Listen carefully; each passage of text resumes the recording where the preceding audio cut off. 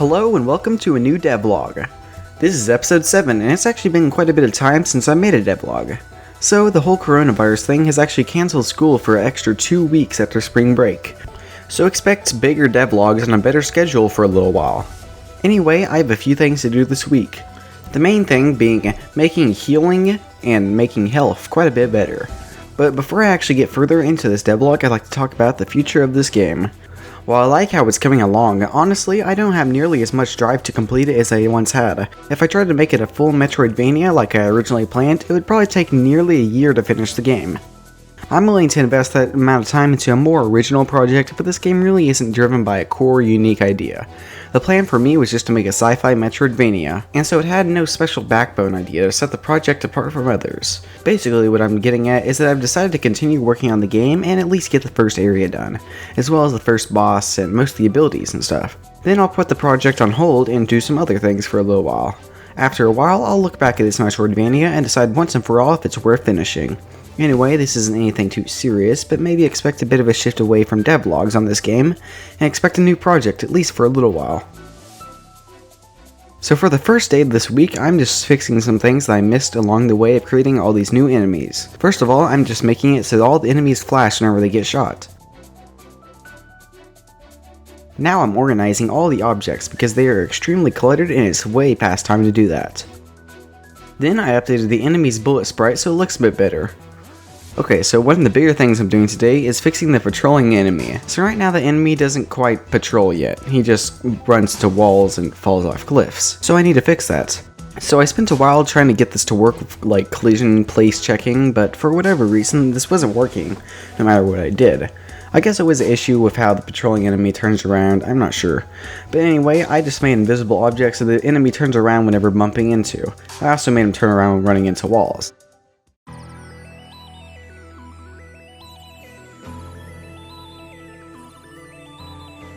I've tried to redesign the player's sprite a number of times, but honestly I think I'm fine with the one I have in game already. It's nowhere near perfect, but I think it's fine for the game at this point.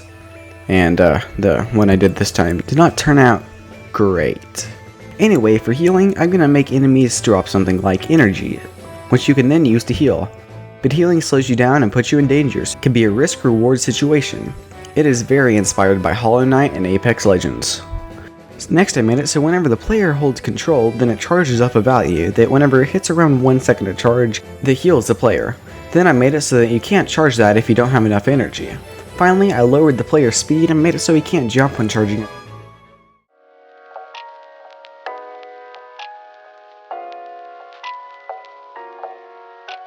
So the first thing I'm doing today is just filling out the rest of the stage. It'll take a while, but be pretty fun.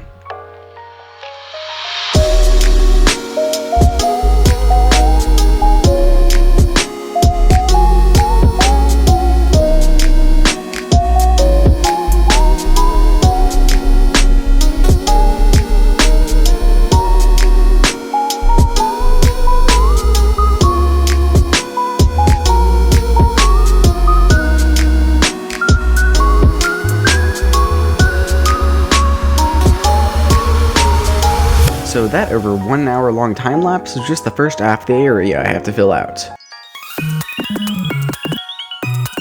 Okay, now I'm finished with that. So I've actually been looking around and trying to name this game, and I found the extremely creative way of finding a video game name generator online. One I kinda liked was Anticore, but that's extremely vague. Another idea I had for the name was to name it after the ship that it takes place on, which I don't have a name for, but I was considering something like SS Galactica or something. And you know what? I think that's a good placeholder name. So the placeholder name for this game is Project Galactica. I think it fits well, but it isn't final. It's just an in-development project name.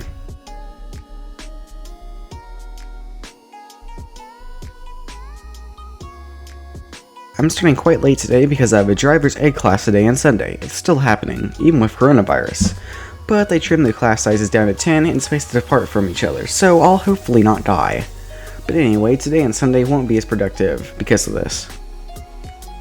So the first thing I did was making an actual spike sprite instead of this thing. Okay, so I did that. Then after playtesting the whole game, I decided to change up the room with the tank enemy.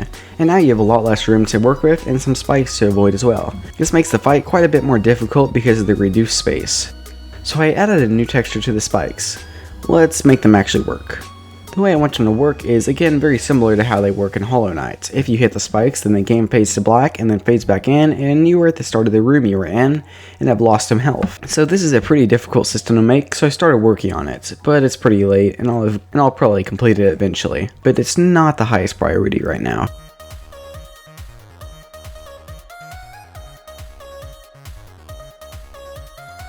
You know how I said that Sunday wouldn't be very productive? Yeah, I didn't even do anything Sunday, so I guess I was right. Anyway, I have a little bit of stuff to do today, so let's get this week finished. First off, I'd like to show this organized plan of the game's entire future in this project I made in Trello. I'm not sure if I'll even finish it, and there's absolutely no way that it's going to end up as smooth as this, but it's a good idea to have somewhat of a plan. So then I got back into work on the energy system. I made every enemy actually drop energy, which is still just those white squares. Then I made it so that you can actually heal with energy. You just hold control for like a second. I've decided that killing 3 normal enemies should give you enough energy to heal once, but killing a larger enemy, for example a tank, will give you more. In the tank's case, you get 3 energy, enough for a heal for just killing 1 tank. I also reworked how enemies deal damage to the player. Right now the player's HP is up to 100, but I changed it to be 5, and nearly every enemy's attack just does 1 damage now. It obviously needs animation, effects, bouncing, and stuff, but I can always do that in the future. Anyway, I am completely out of time for this week. I started working on a number of integral things, but I didn't finish most of them. Next week I'm going to put all that boring stuff on hold and make a freaking boss fight. Subscribe to see that and anything else I have in the future. Like if you enjoyed, and be sure to comment anything you have to say down below. Bye.